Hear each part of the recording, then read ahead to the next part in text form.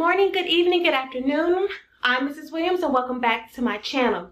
Today is going to be part 2 of representations of data. And today's particular graph is going to be dot plots. But before we get into the lesson, I'm going to go ahead and give you the standard and the essential questions as always for you to write them down in your composition notebook. Today's standard is MGSE 9-12.S.ID.1. I can read, interpret, and create graphs to represent data sets. Today's essential questions are: number 1, why should you use graphs to represent data sets? Number 2, how do you create a dot plot? Number 3, which statistics are easily calculated from a dot plot? And number 4, what are some advantages and disadvantages for representing a data set using a dot plot? So, just like with box plots, dot plots, that's a tongue twister. Dot plots are just another way to graph a list of numbers or a data set. I'm going to put a picture like right here because chances are you've seen a dot plot before, and we're going to talk about that a little bit more in depth. But first, I'm going to give you an example of how to create a dot plot from a data set.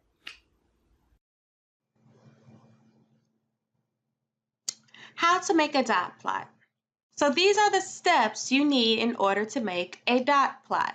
Number 1, draw and label a number line. Number 2, mark each number in the data set by drawing a dot above the corresponding number on the number line. Number 3, each number in the data set gets a dot even if it is a repeating number. Just stack it on top of the other dot. Alright, here we have our example for creating a dot plot for a data set. So we're going to represent these numbers using a dot plot. And the first step says to just draw our number line. So that's what I did. Now my lowest number here is 10, and my highest number in the set is 145. So I know my number line needs to go from at least 10 to 145. So when I drew my number line, I started at 10 and went up to 150, and I counted by tens just to make it easier. So the second step is that we're going to draw a dot over every number on the number line for each number up here. So again, we're going to draw a dot for every number up here on the number line. So my first number is 50. So I will go to 50 and then just put a dot right above it, and that represents this number, so I can check it off. The next number is 65, so that will be between 60 and 70, and I'm going to put my dot there, check it off. 70, 120, 130, 145 will be between these two, so I'm just going to put it in between 140 and 150 and check that one off. 70 again, but I already have a dot at 70, so the only thing you will do here is just place another dot right above it. So that lets me know I have 2 70s in the list. So next number is 55, so that'll be between 50 and 60. We have we have just 45, so that'll be between 40 and 50. We have another 50, so again, I already have a dot here, so I'll just place another one right above it to let me know that so far I have 2 50s in this list of numbers. 10, another 50, so again right above it. Another 50, again right above it. 75, 65, another 50, wow, 120, so I had one 120, and then there's another, so I know I have two 120s in this list, and 80. So this will be the dot plot for our data set.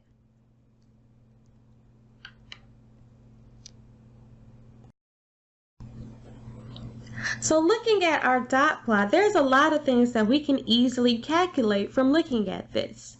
Without even counting the numbers, I know that 50 would be the mode because clearly there are more 50s than there are anything else.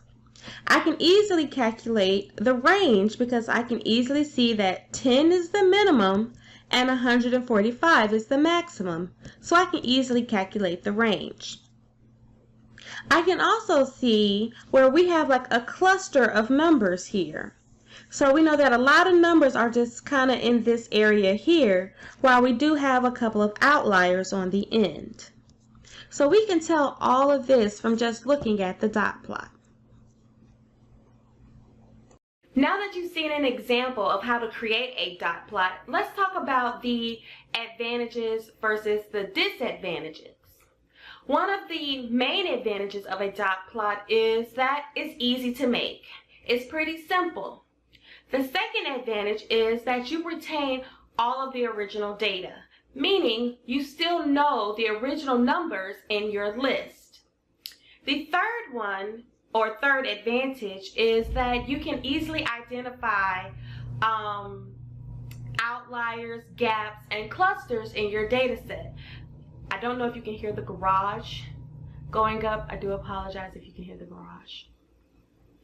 And the last advantage is that you can calculate all of the statistics from the data set. So you saw with the box plot, there are some statistics that we can't calculate from just the box plot.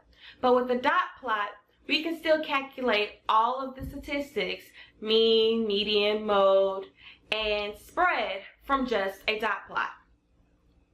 So some of the disadvantages are the fact that it can be extremely time consuming. It takes a long time, especially if we have a long list of numbers. 2, you can pretty much only use these for small data sets. They're not very good for large data sets in which you have 100, 200, 300 numbers. And the last disadvantage is that it's kind of hard when you have fractions and decimals in your data set.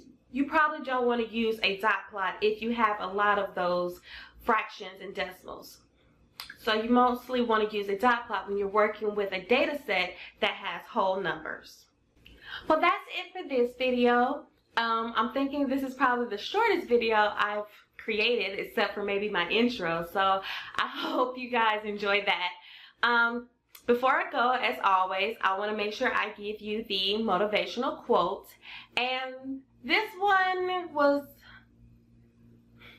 I thought about this one considering all the things that's going on in our community and in our school and things like that. So this one just really resonated with me, and if it resonates with you, then just leave a comment below.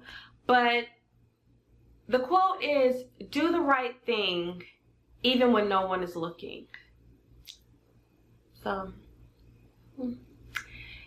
if you learned something from this video, if you like this video, then go ahead and give it a thumbs up. If you have any comments, questions, or suggestions that will make my videos more interesting, more engaging, and easy to understand, then just leave them below, and I'll talk to you next time. Bye.